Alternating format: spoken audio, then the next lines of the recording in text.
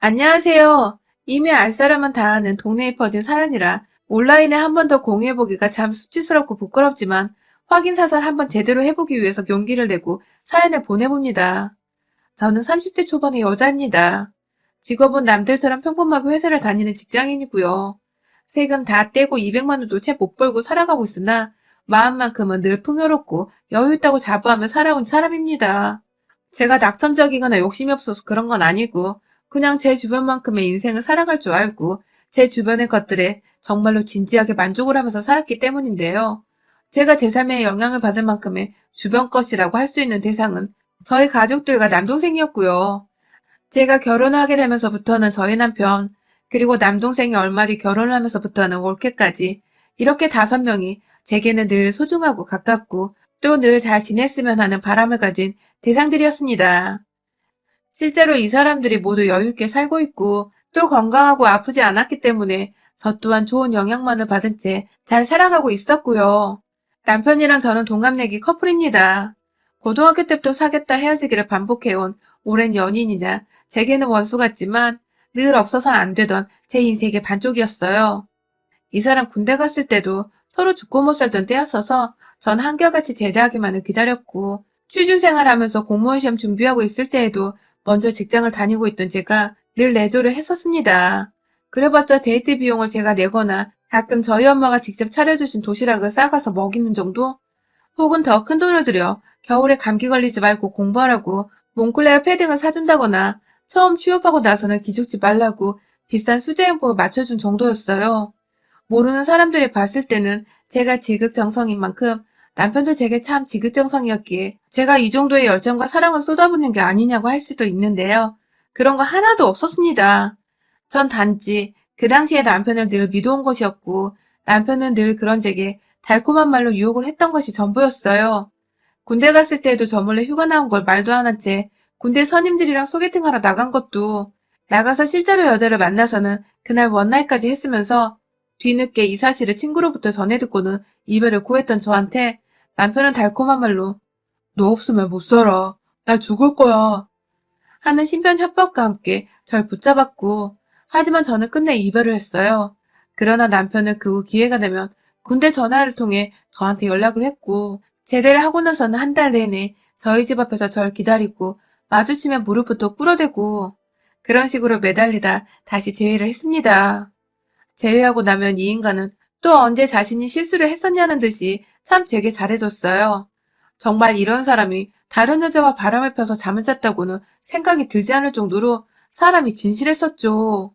그렇게 한동안 또 잘 사귀다가 대학을 졸업하고 저는 당시 지금 다니는 회사보다 더 큰 회사에 취업을 해서 월급을 타고 있었으나 공무원 시험 준비에 뛰어든 남편은 얼른 합격을 해서 잘해주고 싶다며 제게 먼저 이별을 고했어요.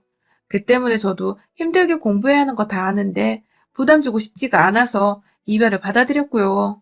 그러다 또 한동안 연락이 없어서 공부 잘하고 있네 싶었는데 친구 페이스북에서 남편의 사진을 봤어요.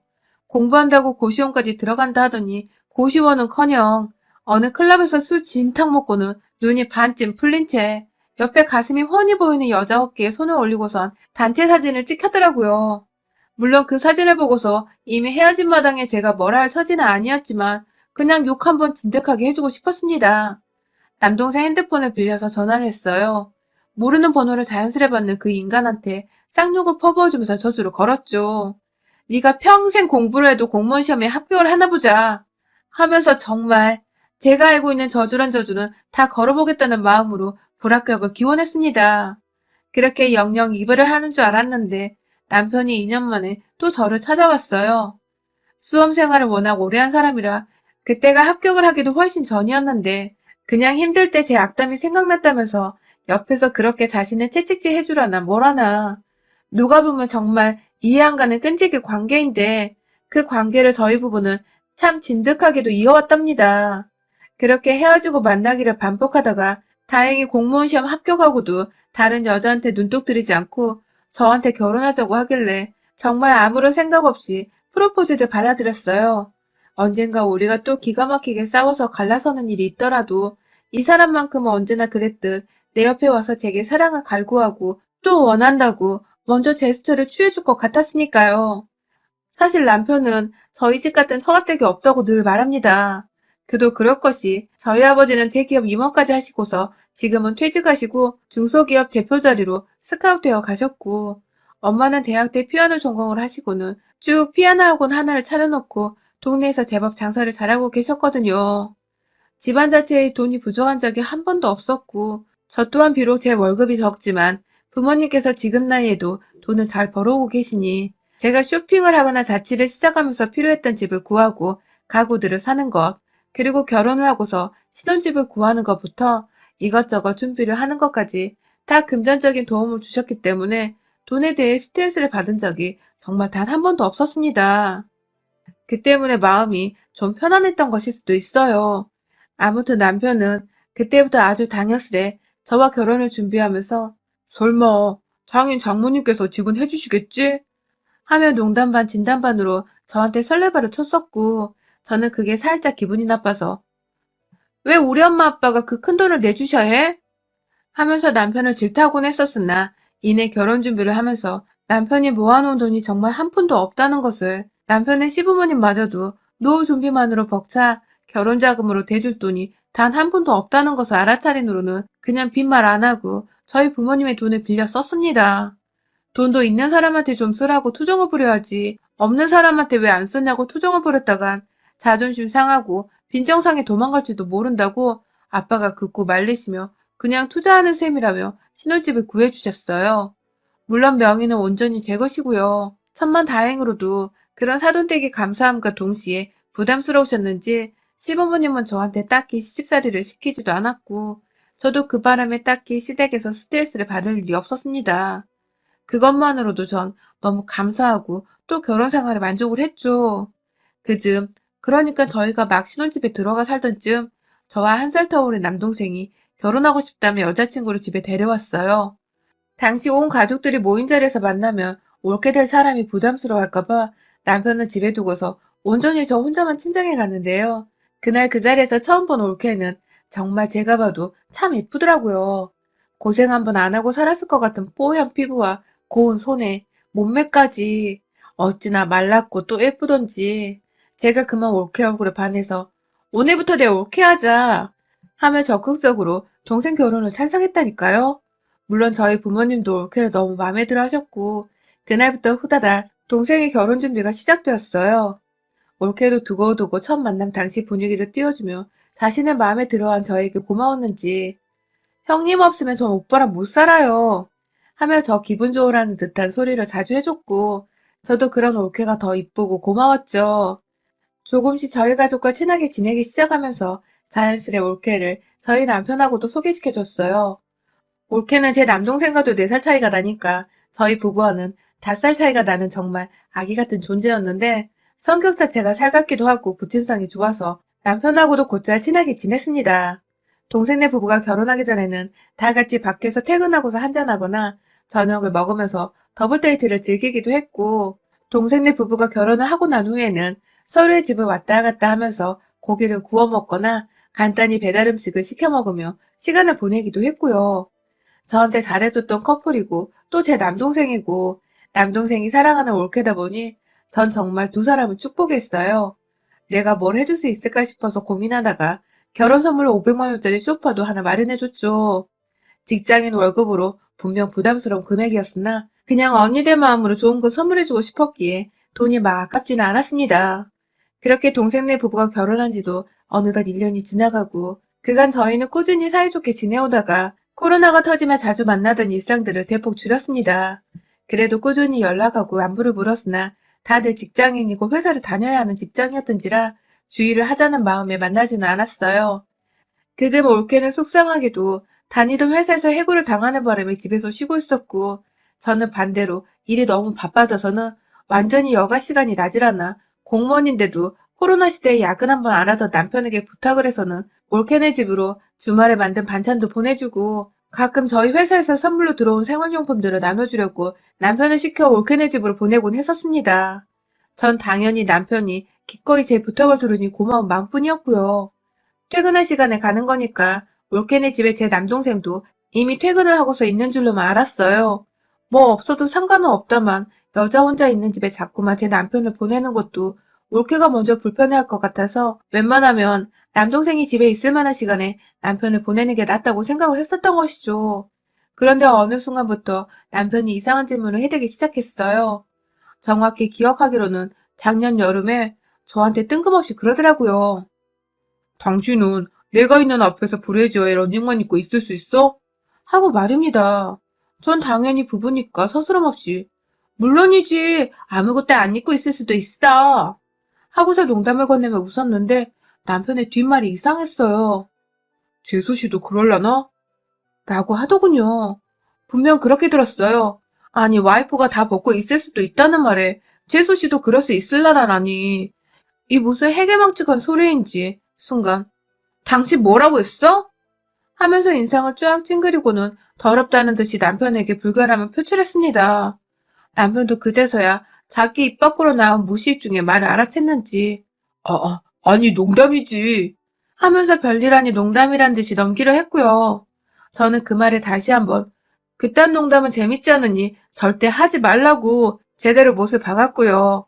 그런데 그 후부터 우리 남편의 올케를 향한 의문 어린 관심들과 궁금증들은 쉬지도 않고 터져 나왔습니다. 오늘은 뭐 전해줄 거 없어? 하면서 올케네에 가겠다고 먼저 가져다 줄 물건이 없는지 확인하는 거 기본 중에 기본이었고요. 재수 씨는 생일이 언제래? 무슨 별자리래? 무슨 띠지?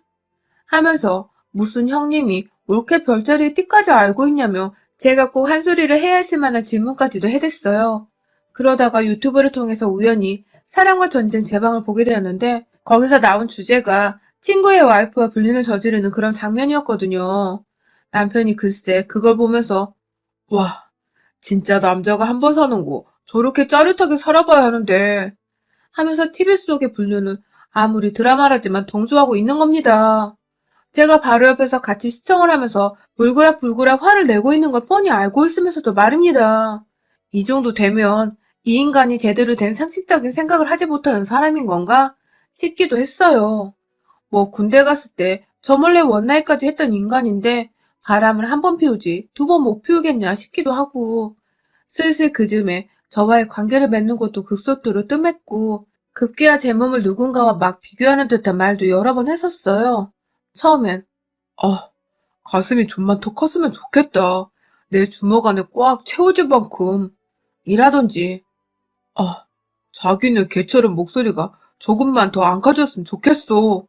라고 말했다가 제가 걔가 누구야? 라며 순간의 말실수를 제대로 캐치해내자 급 당황을 하면서 사실은 야동을 봤었다고 털어놓으며 위기를 벗어났죠. 점점 뭔가 촉이 좋지 못한 것이 남편을 꾸준히 의심할 수밖에 없겠더라고요. 그 고민을 어디다 털어놓을 수도 없으니 친하게 지내는 올케한테 전화를 걸어 자연스럽게 남편 상담도 해봤고 부부 사이에 스트레스를 나누기도 하면서 제 딴에는 친한 동생 대하듯이 고민을 털어놨습니다. 올케도 당연히 그간 저와 자매 사이처럼 지내왔었기에 저의 고민을 서스럼없이 들어주고 또 상담해줬고요. 꼭 그렇게 올케로부터 상담을 받고 나면 전 너무 기분이 좋고 또 든든했어요. 저의 걱정들을 적으며 여자들은 당연스레 이해를 하고 공감을 한다는 사실을 알려주는 게 바로 올케였으니까 말입니다. 그러던 중 연말이 찾아왔고 저는 여전히 현재 진행형인 남편에 대한 일말의 의심들을 겨우겨우 마음 깊숙이 숨겨둔 채 아무렇지 않게 결혼 생활을 지속했어요. 그전 저희 남동생으로부터 연락을 받았는데 본인이 회사에서 출장차 지방으로 골프 회동을 따라가야 한다면서 반드시 필요한 일이라 집을 사흘 정도 비우게 되었다며 올케를 잘 부탁한다고 하더군요. 바로 옆에서 남편도 그 소리를 다 듣고 있었고 저는 저대로 잘 다녀오라며 동생의 회사 욕을 하면서 이 시국에 골프 회동을 갖는다고 욕을 바가지로 해주고는 끊었죠. 올케한테 곧장 전화를 했는데 올케는 전화를 받지 않았어요. 전 그냥 그러려니 하며 내일이라도 출근길에 문자 하나 해주면서 심심하면 우리 집이라도 놀러오라고 해야겠다고 마음먹고는 까마득히 잊었고 그 사이 남편은 누구와 문자를 나누는지 태연하게 자리에서 일어나 스트레칭을 하면서 핸드폰을 들여다본 채 문자를 쳐대고 있었어요. 대수롭지 않게 넘기려다 그냥 기분이 찜찜했어요 그날따라. 그래서 남편한테 음식물 쓰레기 좀 버리고 와달라 시켜놓고 자연스레 핸드폰을 책장 위에 얹어놓고 나가는 남편의 뒷모습을 확인하고는 핸드폰을 켜봤어요. 하지만 역시나 잠금이 되어 있어서 열어보기는커녕 정말 아무것도 볼 수가 없었어요. 안절부절하는 와중에 남편은 집으로 돌아왔고 결국 그날 저는 아무것도 확인을 못한 채 잠이 들었는데 하도 걱정을 해서인지 새벽에 잠에서 깨버렸어요. 옆에서 남편은 코 골고 진득하게 퍼들러 자고 있고 저도 모르게 화장실 한번 갔다가 본능적으로 남편 핸드폰을 집어버리곤 남편 지문을 찍어 핸드폰 잠금을 풀어버렸습니다. 떨리는 마음으로 아예 안방을 나와서 혼자 거실 밖 베란다까지 나가서는 카톡을 열었어요. 남편이 미처 자느라 확인하지 못했는지 안 읽은 메시지 하나가 있었거든요. 그리고는 바로 카톡창을 열었는데 그건 바로 다른 사람도 아닌 저희 올케였습니다. 그럼 그렇지. 내가 괜히 이상한 오해를 했구나. 하면서 바로 카톡창을 닫았어요. 다른 사람도 아닌 올케랑 주고받은 문제였기에 그 순간엔 뭐가 이상한지도 모른 채 그냥 지나치려 한 겁니다. 그런데요. 도로 안방에 돌아가려는데 그 순간 뒷덜미가 쎄하더라고요. 올케가 보낸 문자 하나는 이모티콘이 있어서 제가 뭐라 보냈는지 글을 확인하지 못했는데 왜인지 하는 마음에 그 메시지창 자체를 열어봤어요. 올케와 나눈 대화가 담겨있는 판도라의 상자를 말이죠. 그 속에는 정말 첫 확인된 카톡부터 제가 기겁을 할 수밖에 없었네요. 글쎄 올케가 오빠 내일 우리 하루 종일 하자 하는 말과 함께 그 밑에는 웃음 짓는 짱구 카톡 하나를 보냈더군요. 이게 도대체 무슨 말인가 싶은 와중에 내 남편한테 언제부터 올케가 오빠라 불렸는지조차 쎄했습니다. 메시지 창을 하나하나 위로 거슬러 올라가며 확인을 했어요. 그리고는 이내 저는 이 판도라 상자 안에 든 모든 비밀들을 다 알게 되었습니다. 글쎄 제가 하나 둘 남편을 통해 반찬을 전해주고 안부를 전해주라 시켰을 때부터 두 사람은 자연스레 대화를 하다 급기야 하루 종일 내내 둘이서 대화를 해대기 시작했고 몇 번은 제 동생이 야근을 하거나 하면 꼭 동생네 집에 가서 둘이서 와인을 마시기도 하고 그러다 급기야 잠자리를 가졌나 보더라고요. 내 남편이 오빠의 반만이라도 좀 닮았음. 내가 지금 벌써 홍콩 몇 번 왔다 갔을 텐데. 그치?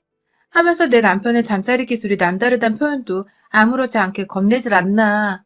남편마저도 그런 올케한테 내 와이프가 네 목소리에 네 몸매 반만 닮았으면 난 벌써 천당을 오갔어. 하면서 자기 와이프를 비하하는 말까지 꺼내고 전 그것도 모른 채 그 오랜 시간 동안 올케한테 제 남편 욕을 하고 의심하고 급기야 흉을 보다가 그래도 결국 내 남편이라면 참고 살겠다고 혼자 웃음 지어왔더라고요. 그날 전 잠을 자지 못했습니다. 아침까지 눈 부릅뜨고 남편 새끼 자는 꼴을 노려보다가 출근을 했고요. 남동생이 출장 갔다고 곧바로 둘이서 문자를 보내고 만나기로 약속을 했던 것까지 제가 다 확인을 하고는 퇴근하자마자 동생네 집으로 가기로 작정을 했습니다. 남편 핸드폰은 제가 올케가 보낸 마지막 문자를 봐버렸기 때문에 혹여나 눈치를 챌까 싶어서 아침에 일어나 제 핸드폰인 줄 알고서 들고 나오다 바닥에 떨궜다며 거짓말을 하고는 고장을 내버렸어요. 사실은 새벽에 발로 밟아 부셔버린 거였어요. 그렇게 퇴근을 하고서 대망의 동생네 집 앞. 남동생한테 연락하니 뭣도 모르고 신나게 아직 가는 차 안이라면서 자기 없는 동안 와이프 잘 챙겨달라고 철모르고 얘기하길래 일이나 똑바로 하고 오라는 마음에 아무 말 하지 않고서 집 비밀번호를 물어봤어요. 그냥 혼자 있으면 마음이 울적할 텐데 기분 좋아지라며 서프라이즈 겸 꽃다발 하나 놓고 오래 한다고 비밀번호를 알려달라고 하니 고맙다며 좋다고 알려주던 동생 녀석. 누나 마음이 찢어지는 줄은 상상도 못했을 거예요. 그렇게 저는 그 집 앞에 차를 대고서 정말 어떻게 언제 뭐라 하며 들어가냐며 혼자 서성이다가 이내 결정을 쉽게 했습니다. 제 남편이 들이닥쳤거든요. 차도 없는 인간이 두 발로 친히 지하철 정류장서부터 걸어오던데 딱 봐도 소주병 같아 보이는 병 2개가 든 봉투를 들고서는 자연스럽게 안으로 들어가던 남편. 정말 화가 머리 끝까지 뻗쳐버렸습니다. 차 안에서 한 30분 정도 그냥 흘러나오는 라디오 노래를 들으면서 마음을 웬만하면 진정시키려 했는데 두 사람의 모습을 상상하면 할수록 제 숨은 더 가파왔고 결국 못 참고 동생 집 호수 앞으로 갔어요. 한 층에 두 가정뿐이지만 사이가 커 다른 주민은 신경 쓰지 않아도 되는 상황. 대놓고 현관에 귀를 기울였어요. 뭐라고 제발 들리지 말라는 마음과 동시에 하나라도 걸리는 날엔 년놈들 팔다리를 부셔놓을 거라며 이를 갈고 귀를 기울이길 얼마나 되었을까?